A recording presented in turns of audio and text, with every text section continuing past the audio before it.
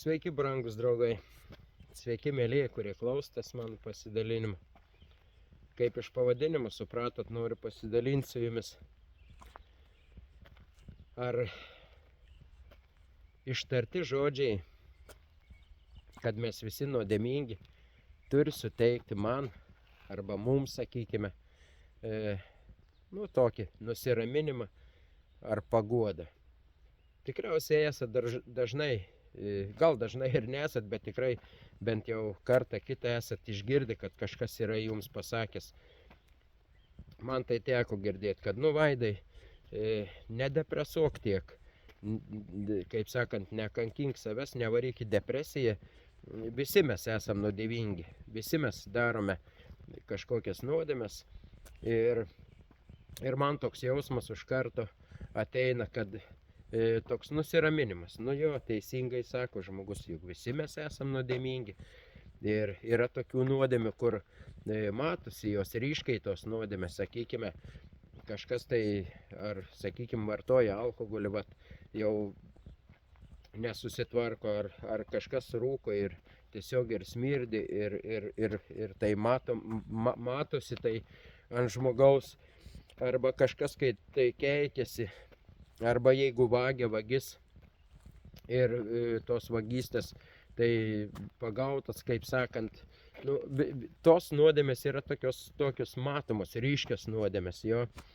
O sakykime, yra tokių nuodėmių, kur jos, tiesiog taip nesimato, sakykime, kad ir atleisti kitiems. Jeigu žmogus vaikšto su neatleidimu, tu nematysi tos jo nuodėmės, jeigu jis yra piktas ant žmogaus, neatleidžia savo broliai arba seseriai arba kažkam ten. O Dievas sako, kaip maldoje ir atleis mums, kaip ir mes atleidžiam savo kaltininkams, tai jeigu mes neatleisim ir mums Dievas neatleis. Taip gaunasi jau pagal. Tai ir yra tokių nuodėmių, kur jų nesimato. Arba netgi tokių, kur žmogus netgi nežino. Tai dar jeigu žmogus nežino, kad daro kažkokią nuodėmę, laikui bėgant jis suvokia, supranta, jam šventoji dvasia Dievas, sakykime, duoda supratimą, kad žmogus elgiasi netinkamai, kad jis daro nuodėmę, ar tai būtų galbūt negerbti tėvo ar motinos, arba kiti iš 10 Dievo įsakymų mes žinome, ir sakykime, tas pats įsakymas, nežudyk, tai įvairiausių būdų yra tam žudimui. Ir jeigu, sakykime, kažkoks tai persivalgymas arba nesveiko maisto valgymas, ar tai būtų nuodėmė, kad nežudyk. Kitas žmogus kažką valgo nesveiką maistą ir jis nesusimasto, kad jis save žudo tiesiog. O prie daktaro nuėjęs, jam daktaras pasako, tu turi atsisakyti, sakykime, ten saldumynų, galbūt cukraligė jau tau, ar kažkas panašaus. Tai mėlyjei, yra tokių, jūs sutiksite, įvairių tų nuodėmių. Ir yra tas pas mūsų dažnas pasakymas, ir aš galvoju, kad tai tikrai yra šėtono mums, krikščionims, toks, kaip čia pasakyti, tokia painiava, melas toks įvarytas eilinį kartą, kad mums nusiraminti. O kada iš tikrųjų, per savo patirtį, aš galiu pasidalinti su jumis, mėlyjei, kad aš kaip toks žmogus, kuris, jūs esat, kas žiūrite jau seniau mano kanalą, aš ne vieną priklausomybę turiu, ir tai nuo alkoholio, nuo nikotino, tabako, azartiniai lošimai buvo, ir sakykime, iš tų dviejų, iš alkoholio ir azartinių lošimų Dievas yra išvadavęs. Ir aš tiesiog nebedarau tų nuodėmių, aš nebevartoju alkoholį jau daug ir nelošiu.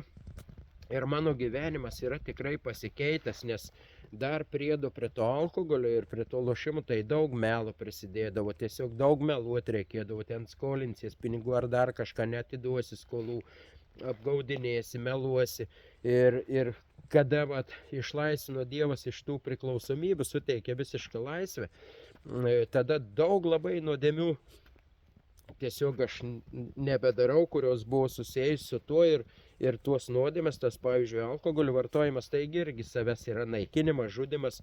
Ir dabar, kaip minėjau, nikotinas irgi rūkimas. Tai kaip žmogus, nu kiek aš ten turiu tos išminties, kiek to proto turiu, bet aš suvokiu, kad tai yra nuodėmė, kad save žudai ir vat su šita turiu didelę tiesiog vargstu daug jau laiko, nors ir su kitom priklausomybėm man teko daug vargo, daug įdėti, daug tiesiog ir maldų ir dabar žmonės meldžiasi, mano pažįstami, mano broliai ir seseris Kristuje meldžiasi už mane, kad Dievas išlaisvintų, suteiktų man tą visišką laisvę, bet ir esu girdėjęs ir ne vienas į kitą pasakymą, kaip pavadinime, kad nu Vaidai, mes visi nuodėmingi. Ir man tokį suteikia, tokį nusiraminimą, nu taip, mes visi nuodėmingi, man dabar neišeina, nesustvarkau, gal kažkas čia dar kažko tai nežinau, kažko nesupratau, gal daugiau maldų, Dievas žino tą laiką ir viską geriau. O žinote, dar noriu jums pasidalinti, pasakyti, kai jūs daugumą žinote, mano gal pastebėjot, kad mano pasidalinime, kai aš palikau katalikų bažnyčią, tai ir gal čia užėjai žmonių, kurie lanko dar šitą denominaciją, tai žmonės ateina iš pažinties, atlieka išpažinti ir gauna tokį nusiraminimą. Bet o paskui man būdavo taip, kad aš irgi išpažindavau, muždavausi krūtinę, kaip tas muitininkas jo, ir atrodo nuoširdžiai gailiuosi, mano atgaila atrodo yra tikra nuoširdi, bet aš paskui išėjęs praeidavo tiesiog, ir nedaug to laiko praeidavo ir aš vėl papuldavau, aš darydavau tą pačią nuodėmę. Aš darydavau tą pačią nuodėmę, vėl grįždavau prie tos nuodėmės ir aš gavęs tą nusiraminimą, pabūnu liktai apsiraminęs, Dievas man atleido, aš išpažinau ir mėlieji, man buvo toks susidaręs jau toks įspūdis, tokia nuomonė, kad jeigu aš išpažinau šitą nuodėmę, apgailėjau ir jeigu mane užkluptų, sakykime, mirtis, mano pasibaigtų gyvenimas jo, tada aš numirčiau, išpažinęs tą nuodėmę, man ji atleista, Dievas taigi gailestingas, myli, jis atleido ir Dievo žodis sako, aš atėjau nusidėjėlių šaukti atgailą, o neteisiųjų, tai ir viskas kaip ir puikiai. Išpažinai, Dievas sako, neprisimins tos nuodėmės, jį apgailėta, išpažinta ir aš galiu savo ramiai tada jo numirti. Sakykime, jau nebijodamas, nepergyvendamas, jo Dievui viską išpažinęs ir nusiraminęs, kaip sakant. O mėlieji, ar iš tikrųjų taip yra?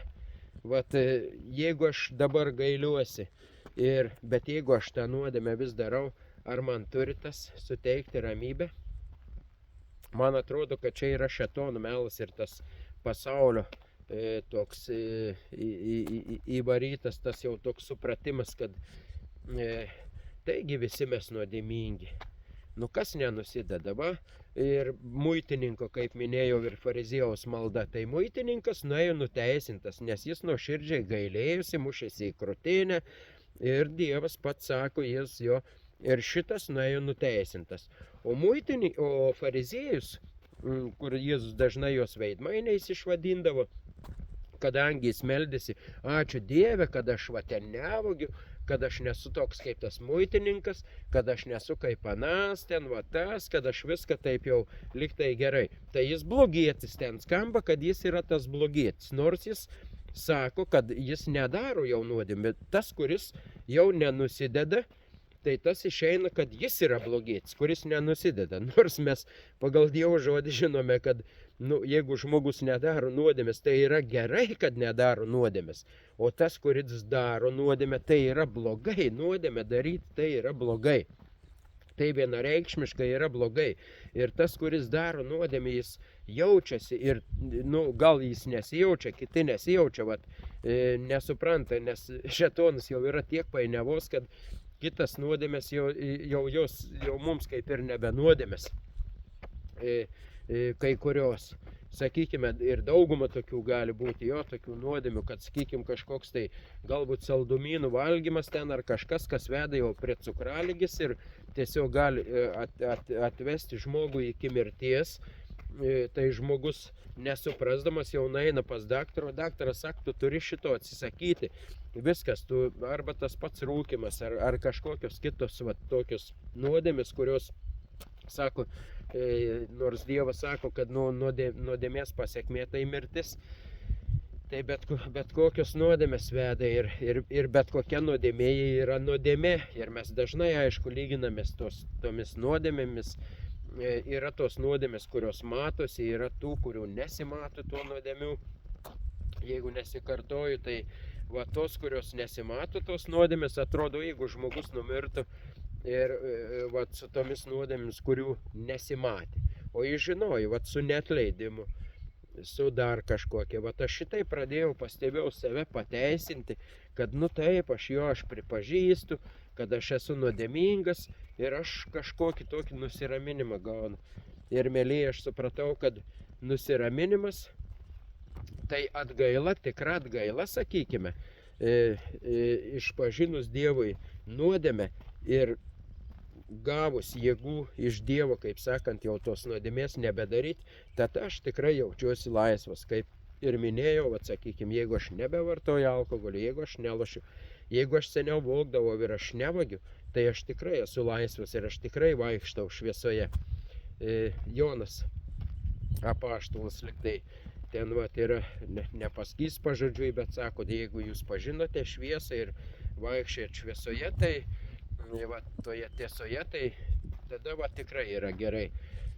O mums dažnai gaunasi, kad tas pasakymas, kad visi mes nuodėmingi ir aiškus mes padarom tų nuodėmių, bet taigi vis dėlto mes turime melsti, prašyti Dievo, kad jis išlaisvintų visiškai mus iš tos nuodėmės. Ir tada žmogus įgauni tikrą tą džiaugsmą, tikrą ramybę, kada jau tu jos nebedarai tos nuodėmės.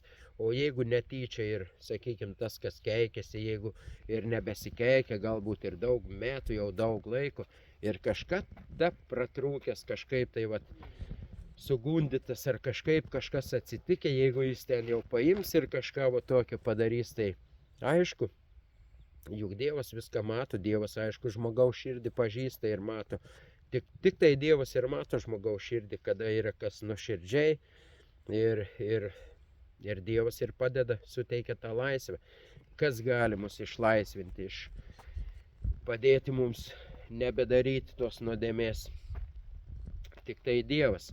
Bet norisi to stebuklo, norisi prasibudus ryte, tiesiog nebeturėti potraukio tai nuodėmei ir kad ji nebeturėtų jau galios man ir nebeįtrauktų manęs, kaip sakant, aš noriu būti iš ryto atsikėlęs, nebeturėti tos traukos, būti laisvas, bet būna tokių stebuklų, esu girdėjęs, bet tai retesni atvejai. Žmogus turi įdėti daug, tikrai, kaip sakant, taip kaip užsidirbti, pinigų reikia dirbti ir nemažai prakaitų išlieti, tai kad išsivaduoti, būti išvaduotam iš nuodėmės, taip pat reikia ir maldų, ir pastangų, ir manau, kad tik atsigulus gulėti ir laukti, kol Dievas padarys stebuklą, tai būtų irgi kvailybė tokia, tuštybė. Tai mėlyjei, gal šitiek 15 minučių beveik, norėjau tokį neilgą padaryti. Kaip jūs manote, kada išgirstate, koks jums jausmas, kad visi mes nuodėmingi?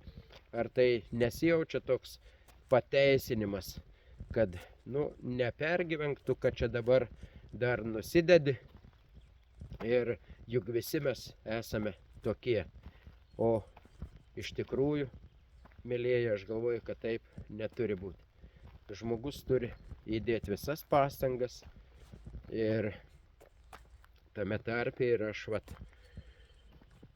per šitą savo patirtį pajutęs su ta nuodėme, su kuria aš nesusitvarkau, kad aš nusiraminau girdėdamas ir išgirsdamas tuos žodžius, bet tai tikrai nėra man į naudą ir gerai. Būsiu laisvas tada, kada tos nuodėmės aš nedarysiu. Kaip jūs manot, mėlyjei, parašykit komentaruose, kas netingite. Būsiu labai dėkingas. Iki pasimatymo, mėlyjei.